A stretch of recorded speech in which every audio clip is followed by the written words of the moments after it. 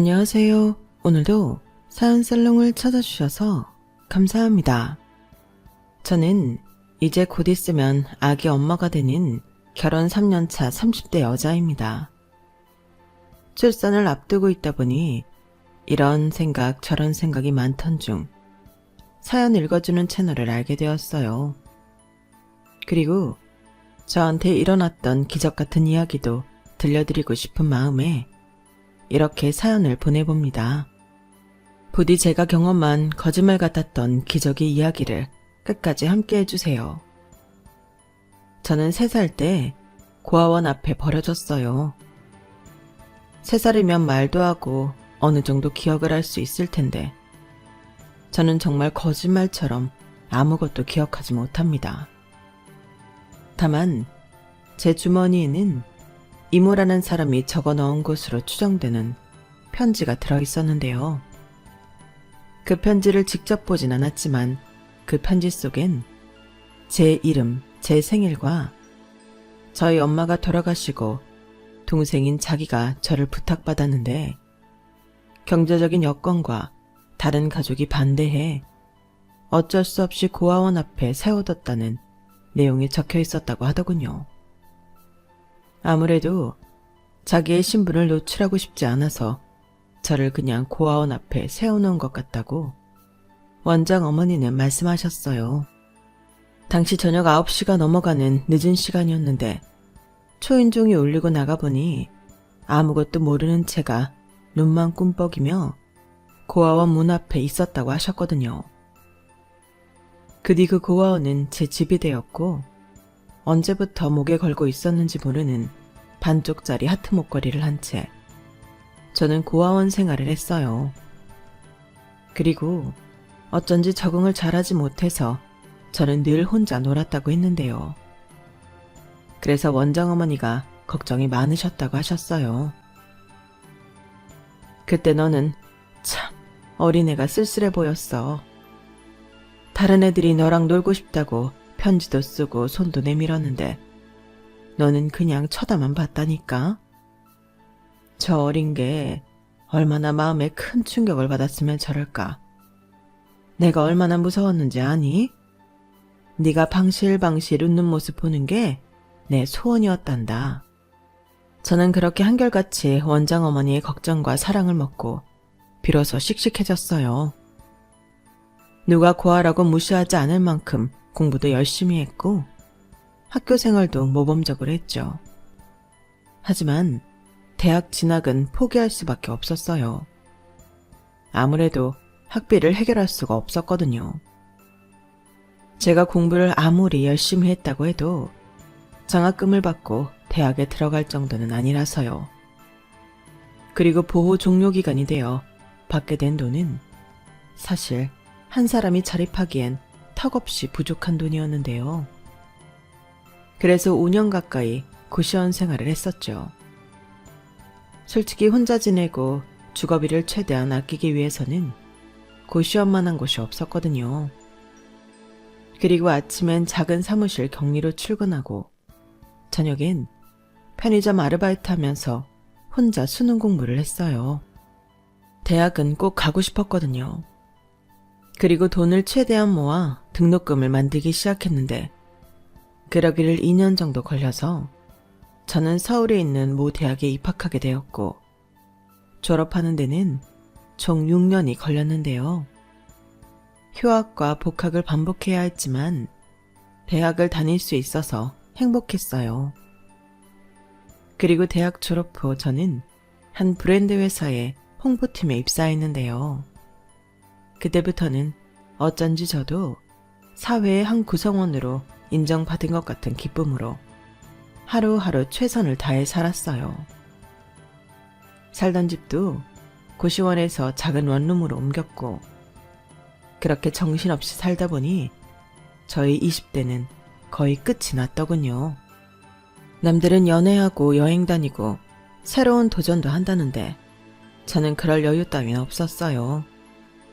그저 남들처럼 다른 사람들이랑 섞여서 사람답게 살아보겠다고 아둥바둥한 것이 전부였는데 그래도 후회는 없었죠.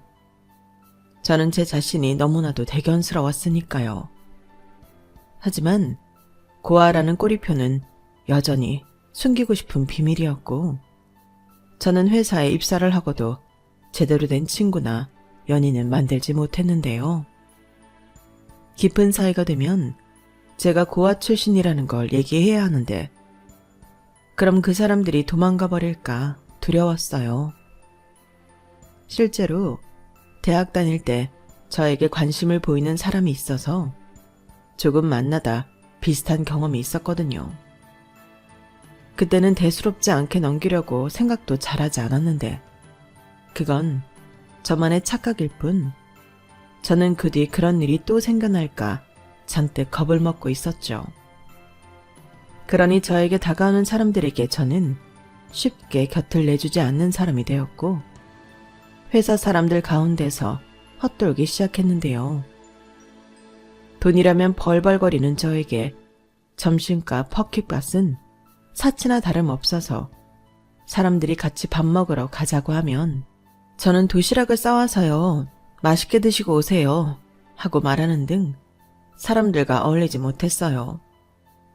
그리고 커피도 딱 한 번 뭣도 모르고 쫓아갔다가 4,000원이 훌쩍 넘는 커피값에 놀라 그 뒤로는 카페에 갈 시간도 없는 사람처럼 혼자 바쁜 척은 다 하고 살았어요.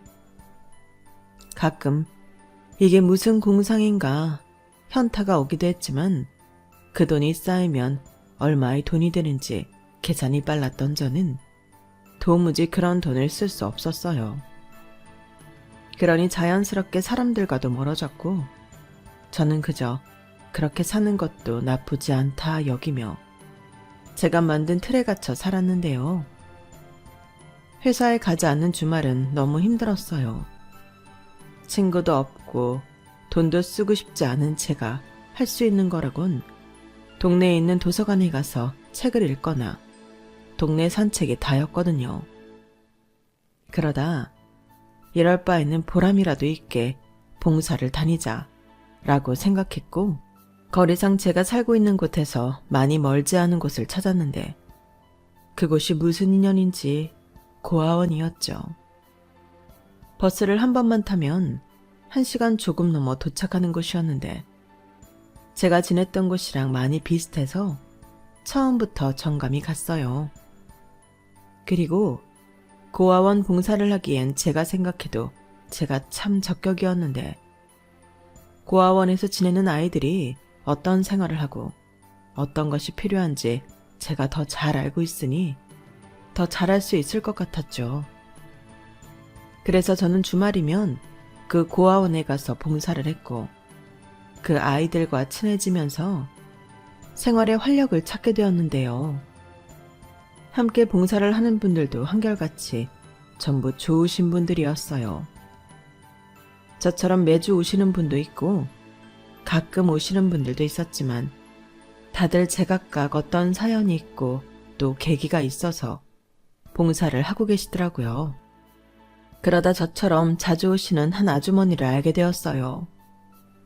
그분은 오셔서 묵묵히 일만 하시는 분이셨는데 꼭 회사에 있는 제 모습을 보는 것 같더라고요. 그래서 인사 외에는 제대로 말도 걸어본 적 없던 그분이 남같지 않았죠.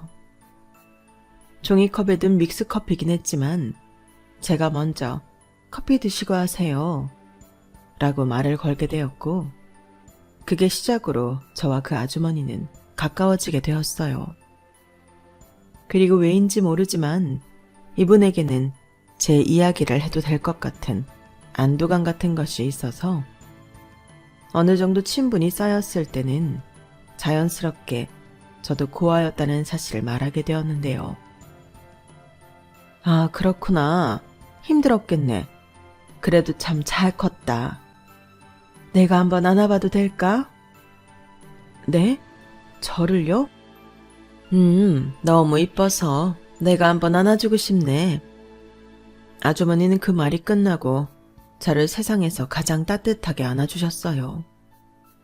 누군가의 품에 이렇게 안겨보는 게 제가 기억하기로는 처음이었는데, 엄마 냄새라고 하죠. 화장품 냄새는 전혀 아닌 사람의 냄새가 나서 너무 좋았어요. 그래서인지 저는 점점 그분에게 의지하며 친하게 지내고 싶어졌고, 그분도 저를 참 살뜰하게 챙겨주셨는데, 어떤 날은 반찬을, 어떤 날은 옷이나 화장품 같은 것도 선물해 주셨어요. 이모, 웬 화장품을? 지난번에는 옷을 주더니. 홈쇼핑에서 샀는데 많이 주더라고. 그리고 그 립스틱 색깔 봐라. 그게 나랑 어울리니? 그런 건 희연이 너같이 예쁘고 젊고 그런 아가씨가 바르는 거지. 왜요? 이모도 잘 어울릴 것 같은데. 그리고 이모 딸도 있잖아요. 우리 딸은 한국에 없잖아. 그리고 걔는 내가 사지 말라고 해도 지가 사서 바르지. 걔가 욕심이 얼마나 많은데. 전공도 미술이라고 아주 도화지든 지 얼굴이든 그리는 건 엄청 좋아해. 아, 그래도 이모 딸은 너무 좋겠어요. 이모가 엄마라서. 뭐 그렇게 생각해주면 다행인데 자식 속을 어떻게 다 아니. 그리고 나는 너도 내 딸이라고 생각해. 꼭 낳아야만 부모 자식으로 지내는 건 아니잖아. 그러지 말고 어디 한번 발라봐. 내가 이거 보고 딱 네 거라고 생각했다니까. 아주머니는 그렇게 말하고 직접 제 입술에 립스틱을 발라줬어요.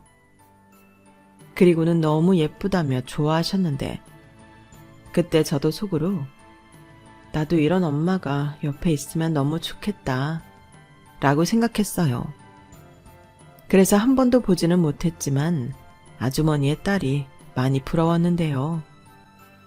그러던 어느 날 아주머니께서 끝나고 밥을 같이 먹자고 하시면서 웬일로 술도 한잔 하셨는데, 엊그제가 먼저 보낸 남편의 생일이었다고 하시면서 예전과는 전혀 다른 얼굴을 하셨어요. 그 모습이 많이 쓸쓸해 보였는데, 그렇게 술친구를 해드리니 아주머니는 아, 그래 희연아, 너 우리 아들 만나볼래? 전에 우리 아들이 내가 하도 네 얘기를 많이 하니까 궁금하다고 만나고 싶다고 하더라. 둘이 나이도 2살인가 차이 나는 것 같은데 어때? 한번 만나볼래? 라며 뜻밖의 말을 꺼내셨고, 저는 아주머니가 술김에 하신 이야기라고 생각하면서도 그건 아닌 것 같다고 거절했어요. 괜히 이모 하면서 잘 지내고 있는 이 관계가 깨질 것 같았거든요. 그리고 지금이야 술김에 하신 말이지만 나중엔 생각이 달라지실 수도 있다고 생각했는데요. 제가 그만큼 누군가를 만나는 것을 많이 두려워했어요. 그런데 다음날 술이 깬 아주머니는 자기 아들 괜찮다며 연신 한 번만 만나보라고 하셨고, 저는 그때도 남자 만날 생각이 없다고 거절했는데, 제가 2번 거절을 하니 아주머니도 더는 당신 아들 얘기를 꺼내지 않더군요. 그렇게 시간은 또 지나갔어요. 제가 쌀쌀해지는 가을에 봉사를 시작했는데 어느덧 추운 겨울이 지나고 봄이 되었죠. 그리고 아주머니와 저는 더욱 가까운 사이가 되어 처음 보는 사람들은 저희 2사람을 정말로 이모랑 조카로 보는 사람들도 생겼는데요. 그럴 때면 아주머니는 맞아요, 제 조카예요. 우리 조카 예쁘게 생겼죠? 얼굴만 예쁜 게 아니라 성격도 얼마나 좋은데요. 그러니까 주변에 좋은 사람 있으면 저한테 알려주세요. 라며 전에 없던 너스리를 떠시곤 했는데, 그때는 거짓말이긴 했지만 기분이 좋았어요. 정말 아주머니와 제가 가족이 된 것 같았고, 앞으로도 계속 이렇게 거짓말이지만 가족처럼 지내고 싶은 마음이었는데, 그러던 어느 날 아주머니가 이불 빨래를 하시다 비누 거품 때문에 바닥에서 미끄러지는 사고가 나고 말았어요. 어찌나 큰 소리가 났는지 놀라서 뛰어갔는데 도저히 일어날 수가 없다며 끙끙 앓으시더라고요. 그래서 제가 놀란 마음에 119에 전화를 걸었고 도착한 구급차에 실려 병원에 갔는데요. 넘어질 때 허리를 삐끗해 당분간 병원 신세를 지게 되셨어요. 아무래도 움직이면 안 되는데 집에 계시면 사람이 움직이게 된다고 당분간 입원을 하라고 병원에서 권했거든요. 그러려면 가족의 동의가 필요했고 그렇게 아주머니의 아들을 처음 보게 되었어요. 아주머니가 병원 수속 때문에 아드님을 불렀거든요. 그리고 저는 그것도 모른 채 아주머니 옆을 지키고 있었는데요. 그때 허겁지겁 많이 놀란 듯한 남자가 뛰어오더군요. 그런데 복장이 특이했어요. 다른 곳에서 뛰어온 것이 아니라 같은 병원 건물에서 뛰어왔더라고요. 의사 가운을 입고서요. 네, 아주머니 아들은 그 병원 의사였던 거예요. 그리고 놀란 토끼 눈을 하고서는 저와 아주머니 곁으로 왔는데요. 엄마, 이게 다 뭐야? 그리고 병원에 왔으면 나부터 찾아야지. 뭘 호들갑을 떨어. 어떤지를 알아야 너를 찾든 내가 집에 가든 하는 거지. 그리고 엄마 혼자 있는 것도 아니었고 인사해. 네가 그렇게 보고 싶다던 희연이다. 저는 이 상황에 어리둥절해서 얼떨결에 허리까지 굽히며 정중하게 인사를 했어요. 그리고 최대한 어떤 상황이었는지 설명을 했는데 아주머니 아들은 그러냐며 같이 병원에 와주고 곁에 있어줘서 고맙다며 똑같이 정중하게 인사를 했죠.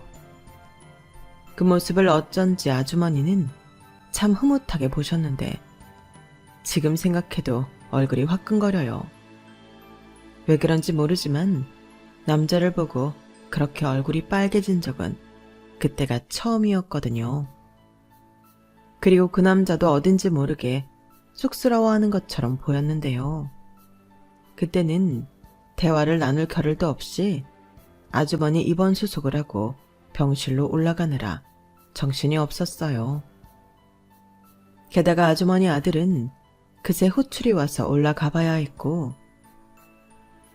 여기는 제가 있을 테니 걱정하지 마시고 가서 일 보세요. 라고 말한 뒤 아주머니한테 필요한 것들을 사오는 등 분주하게 움직였죠. 그리고 오후 5시가 되어갈 즈음 저녁 식사가 나왔는데요. 아주머니는 저는 괜찮다고 해도 거의 막무가내로 아니야, 내가 안 괜찮아. 오늘 나 때문에 네가 얼마나 수고를 했니? 가만히 있어봐. 우리 아들 불러서 너 맛있는 것 좀 사주려고 해야겠다. 라고 하시며 핸드폰을 꺼내시는데 다친 분한테서 핸드폰을 뺏을 수도 없고 참 난감했죠. 그 뒤 30분이 넘었을까?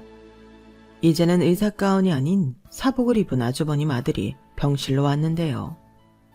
아주머니의 상태며 입원한 침대까지 꼼꼼하게 챙기더니 이내 저한테 같이 나가자고 했어요. 밥도 사주고 저를 데려다 준다면서요. 아니요, 저는 괜찮아요. 그리고 이모, 아니, 아주머니가 움직이시는 게 많이 불편하셔서 화장실 문제도 있고 제가 오늘 밤엔 여기 있으려고요. 뭐? 희연아, 그럴 필요 없어. 나 그렇게 아예 못 움직이는 거 아니야. 살살 움직이면 돼. 그리고 아들도 있는데 뭐가 걱정이니? 됐다. 석현이 너 얼른 희연이 데리고 나가. 그래도요. 의사 선생님이 오늘하고 내일이 제일 많이 아플 거라고 하셨는데 저라도 옆에 있어야죠. 너 내일 출근 안 해? 나 때문에 휴가 쓰라고 하는 거면 나서라. 여기 널린 게 의사고 간호사야. 그리고 이 병원에 내 아들도 있는데 무슨 걱정? 엄마, 괜히 오버하지 마. 나는 정형외과랑은 전혀 상관없는 의사야. 괜히 아프다고 나 부르면 곤란해. 야, 그런 게 어딨어. 의사면 다 똑같은 의사지. 그리고 엄마가 부르는데 아들이 안 와? 됐고, 희연이 힘드니까 얼른 데리고 나가서 맛있는 것 좀 사 먹여. 그리고 몰상식하게 바로 헤어지지 말고 집 앞까지 편하게 데려다 줘. 그 뒤에 네가 다시 여기 오면 되겠네. 너는 이 병원 의사니까 아무 때나 올 수 있잖아. 어차피 내일 출근도 여기로 하는데 잘 됐지 뭐. 진짜 아들 생각은 너무 안 한다. 나 어제 그제 당직이어서 힘들어 죽겠거든. 여기서 자고 바로 출근하라고?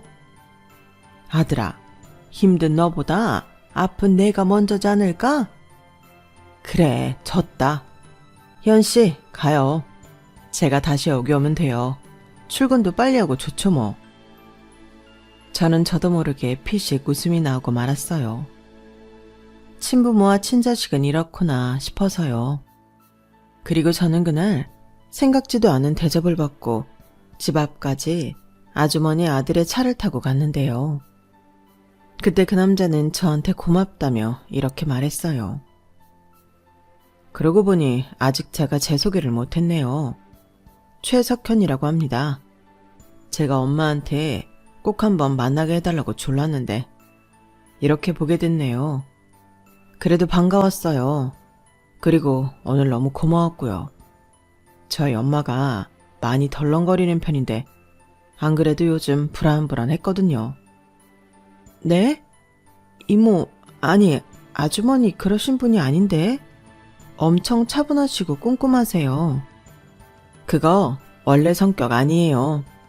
저희 엄마는 원래 덤벙거리고 잘 까먹고 그러시거든요. 아빠 돌아가시고 엄마가 많이 힘들어해서 잠깐 다른 모습이 나온 거죠. 그래도 너무 다행이에요. 저는 덤벙거리는 엄마가 훨씬 좋거든요. 희연 씨 덕에 엄마가 많이 좋아지셨어요. 그래서 더 희연 씨가 궁금하고 보고 싶었죠. 아, 그렇구나. 저는 몰랐어요. 그렇다고 너무 심각해지실 필요는 없고요. 저희 아빠 사실 그렇게 오래 버티실 수 있는 상황이 아니었는데 엄청 잘 견디시고 저희 곁에 그래도 오래 있다 가셨어요. 준비되지 않은 이별은 아니었는데 워낙 두 분이 사이가 좋아서. 이별이라는 게 준비가 된다고 쉬운 건 아니잖아요. 제가 앞으로 더 잘 챙겨드려야겠어요. 알려주셔서 감사합니다. 제가 더 감사하죠.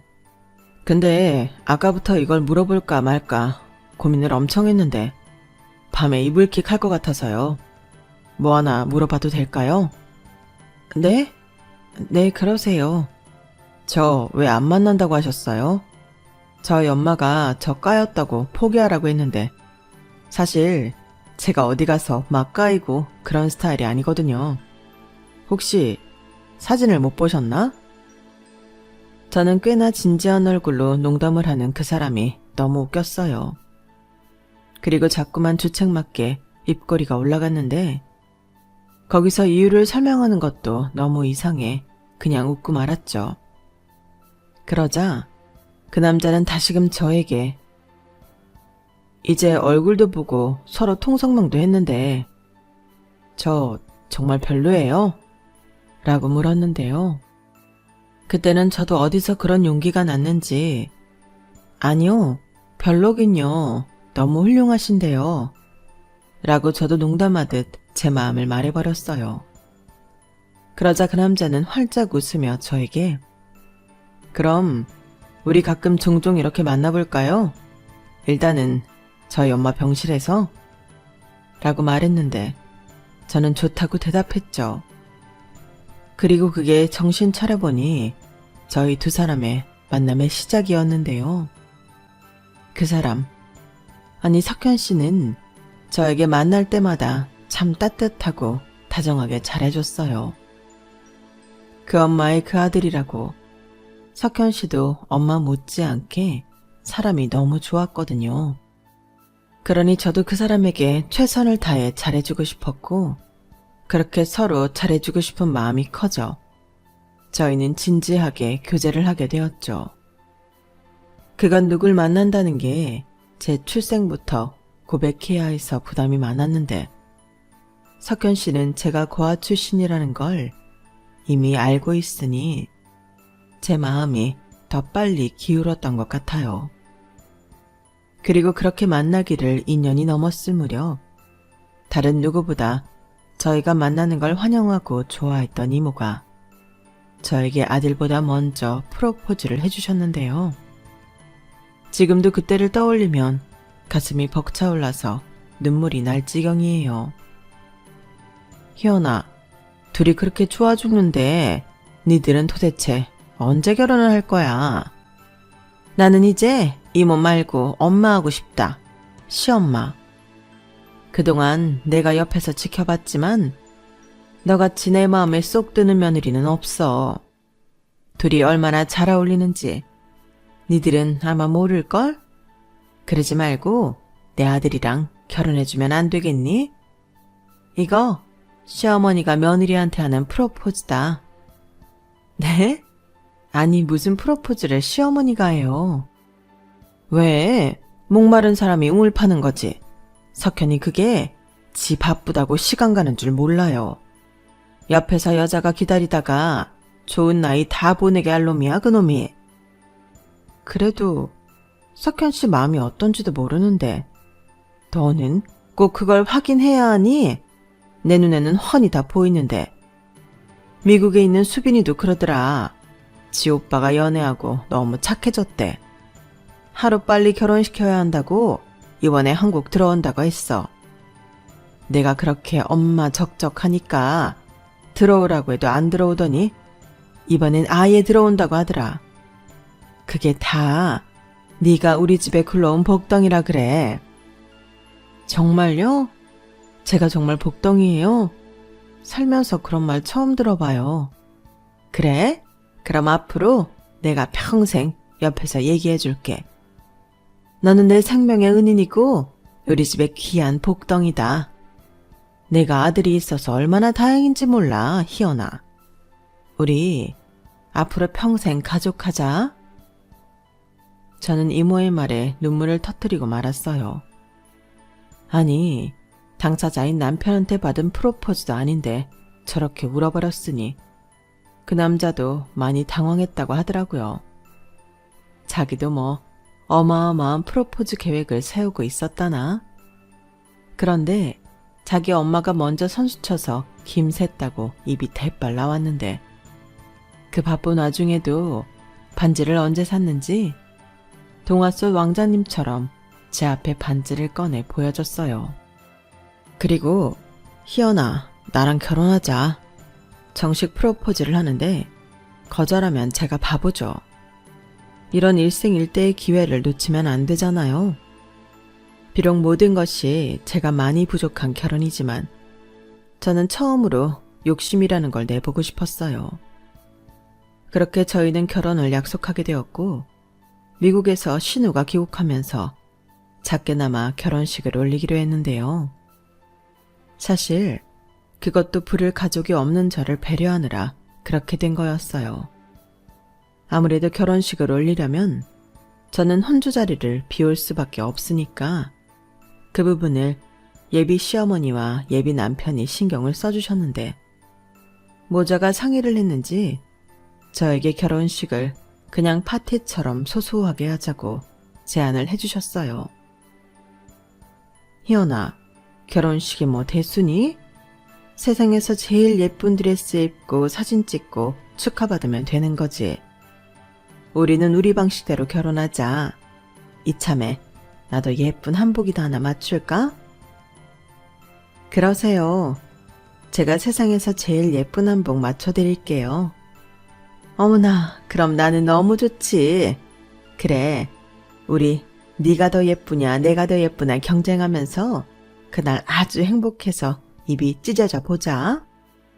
엄마도 참 행복한데 입이 찢어지면 어떡해. 그리고 결혼식 예의도 몰라?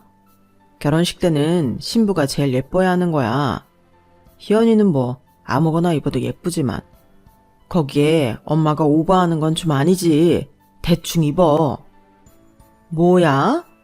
너 지금 그게 너 낳고 힘들게 키운 네 엄마한테 할 소리야? 싫어. 나도 예쁜 한복 입을 거야. 내가 없는 살림에 너 의사 공부 시킨다고 얼마나 힘들었는데. 이렇게라도 보상 받아야지. 아우, 우리 수빈이가 빨리 와야지. 내가 서러워서 아주 못 살겠다. 내가 왜 그 소리 안 하나 했다. 엄마는 오로지 아들보다 딸이 좋지. 좌우간 진짜 못 말려. 그리고 행여나 우리 희연이한테 신우이 짓 하기만 해. 내가 가만 안 둔다. 야, 우리 수빈이가 그러래야? 너보다 훨씬 어른스럽고 살갑거든. 분명 우리 수빈이랑 희연이는 자매처럼 잘 지낼 거야. 가만 보니까 둘이 많이 닮았네. 희연아, 걱정하지 마. 내 딸은 내가 보장해. 이젠 시어머니가 될 아주머니는 결혼식도 결혼식이지만 멀리 떨어져 살던 신우가 돌아오는 것에 한껏 설레어하고 있었어요. 그리고 저 역시도 신우가 어떤 사람일지 궁금하기도 하고 한편으로는 긴장도 됐는데요. 아주머니 말처럼 자매처럼 잘 지내면 너무 좋지만 그렇지 않다면 어떡할까 걱정하는 마음도 있었어요. 하지만 예비 신랑도 그렇고 워낙 식구들 인품이 좋으니 잘 지냈으면 좋겠다는 생각을 갖고 있었는데요. 드디어 결혼식을 하루 앞둔 날 신우가 귀국했어요. 그리고 저는 그날 일찍 퇴근해서 예비 신우를 맞이할 저녁상을 예비 시어머니와 함께 차렸는데요. 곧이어 도어락 비밀번호 누르는 소리가 들렸고 문이 열리자마자 시끌시끌해졌어요. 엄마, 세상에서 제일 예쁜 딸 왔다? 어? 혼자 바쁜 척은 다 아는 오빠도 있었네? 뭐야, 너 오랜만에 보는 오빠한테 오자마자 시비냐?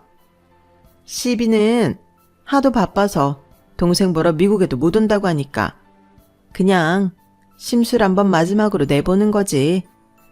이제 장가가면 세연이 눈치 보여서 못 놀리잖아. 그래, 제발 그래라. 엄마, 수빈이 왔어요. 자기야, 얼른 나와봐. 못된 예비 신우이 왔다.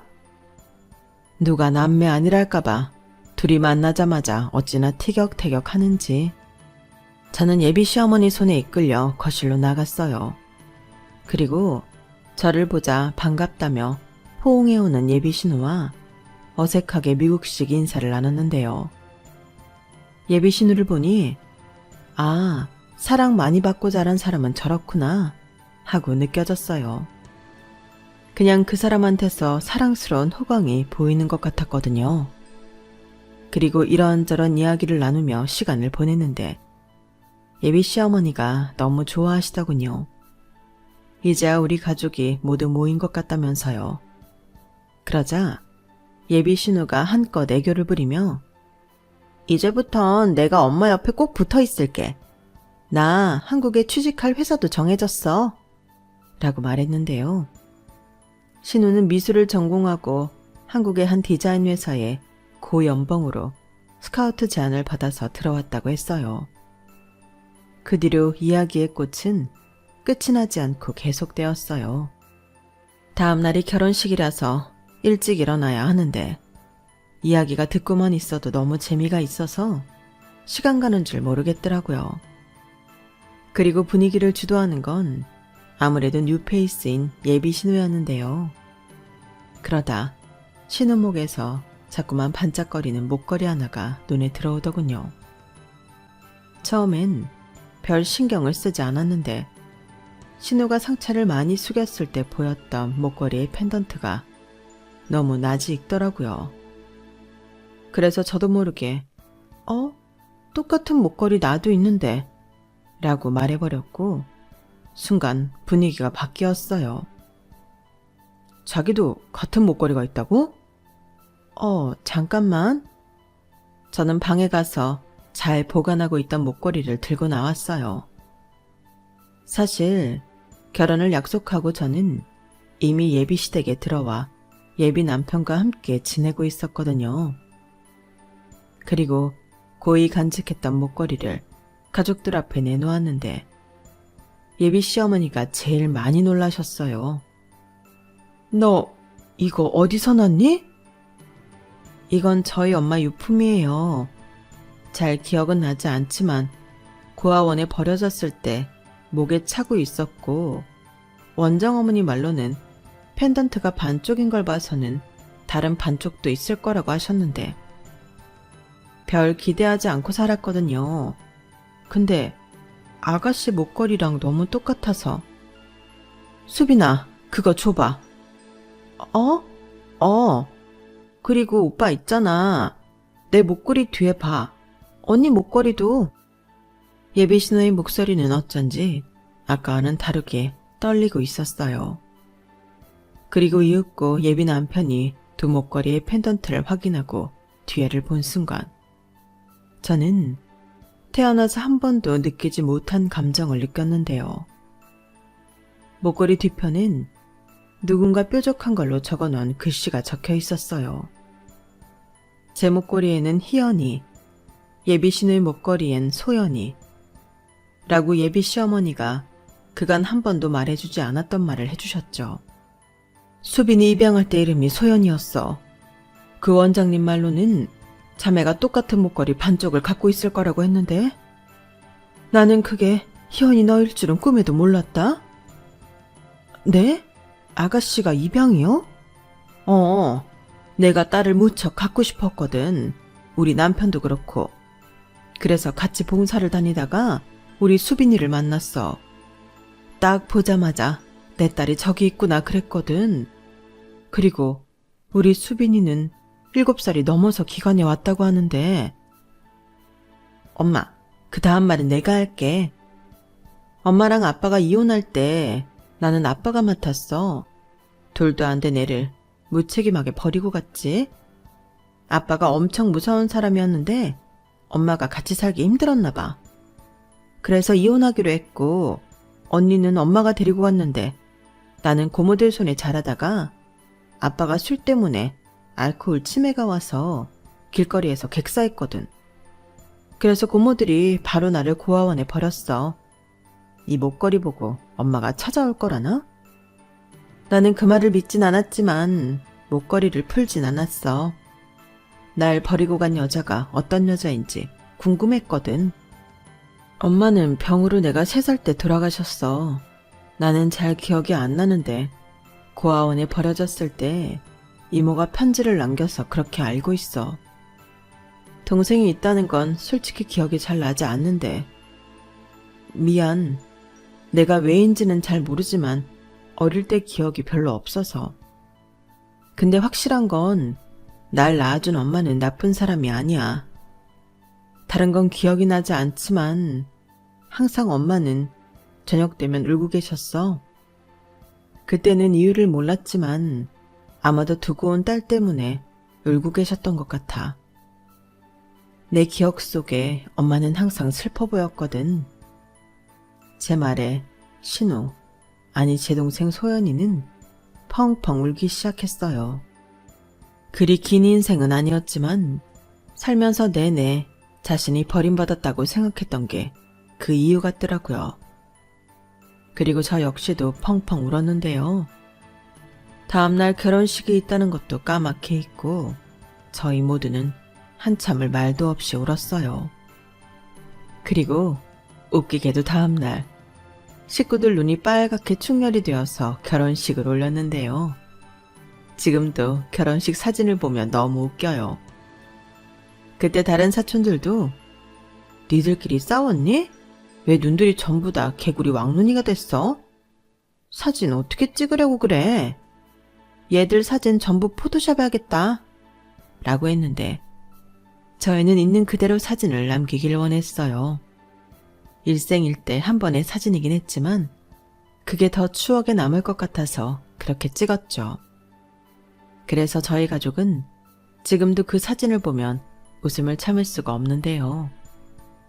그 뒤 남편은 저와 소연이의 머리카락을 가지고 유전자 검사를 의뢰했어요. 하지만 검사 결과와 달리 저희는 저희가 친남매라는 걸 의심하지 않았는데요. 저희 자매에게 남겨진 목걸이 뒤에 글씨체가 누가 봐도 한 사람의 것이었거든요. 그리고 결과 역시 저희는 친자매가 맞았는데 그때 저희 시어머니가 정말 많이 우셨어요.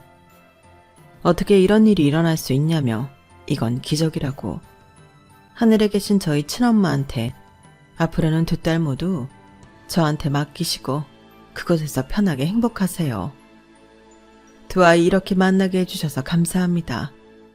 정말 감사합니다. 라고 하셨어요. 그리고 저한테 너는 내 하나뿐인 며느리이기도 하지만 내 큰딸이야.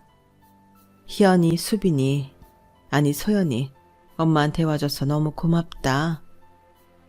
그 뒤 저희는 남편까지 포함해 끈끈한 둘도 없는 가족이 되었어요. 비록 이름은 바뀌었지만 수빈이는 이제 소연이었을 때의 아픔도 조금씩 잊혀져 갔고 시어머니는 정말 저희의 엄마처럼 살뜰하게 저희 모두를 챙겨주셨는데요.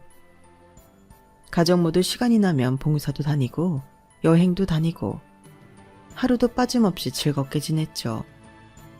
그리고 결혼한 지 2년이 넘어갈 즈음 아이가 저희 부부에게 찾아왔고 새로운 식구가 태어난다는 기쁨에 저희 가족은 매일 행복한 설렘이 가득합니다. 저는 현재 출산 겸 육아휴직으로 집에서 태교에 전념하고 있어요. 그리고 아이가 태어나면 더 많이 행복해지기 위해 책도 많이 보고 좋은 거 많이 보며 출산일을 기다리고 있는데 저도 저희 아이도 건강한 모습으로 만날 수 있었으면 좋겠습니다. 그리고 끝으로 이 자리를 빌어 저에게, 아니 저희 자매에게 오늘이란 기적이 있을 수 있게 해주신 저희 시어머니에게 무한한 사랑과 감사의 뜻을 전하고 싶어요. 저는 종교도 없는 사람이지만 가끔 이런 생각을 해요. 너무 빨리 떠나버린 저희 엄마가 당신을 대신할 저희 시어머니를 저희 자매에게 보낸 것이 아닐까. 그래서 너무 감사하고 제가 평생 잘해야겠다는 다짐을 하게 되는데요. 어렵게 다시 만난 제 동생과 평생의 은혜를 갚으며 살아갈 생각입니다. 그리고 자상하고 한결같이 좋은 사람인 저희 남편과 영원히 행복하고 싶어요. 부족한 저를 품어주고 사랑해주는 남편을 위해서라도 더 사랑이 넘치는 아내가 되고 싶습니다. 제 사연은 여기까지예요. 막상 이렇게 제 이야기를 글로 쓰니 저에게 일어난 모든 일들이 전부 드라마고 기적처럼 느껴지는데요. 그래서 더 감사한 것들이 많아지는 것 같습니다. 앞으로 남은 인생은 그런 감사한 것들에 대한 보답으로 최선을 다해 살아갈 것 같아요. 그럼 지금까지 제 사연 들어주셔서 대단히 감사합니다. 늘 가정의 평화가 기쁨이 가득하길 바라며 저는 이만 인사드릴게요. 안녕히 계세요. 여러분, 사연 댓글에 응원과 현명한 조언 부탁드려요. 좋아요와 구독은 저에게 큰 힘이 됩니다. 오늘도 좋은 일 가득하세요.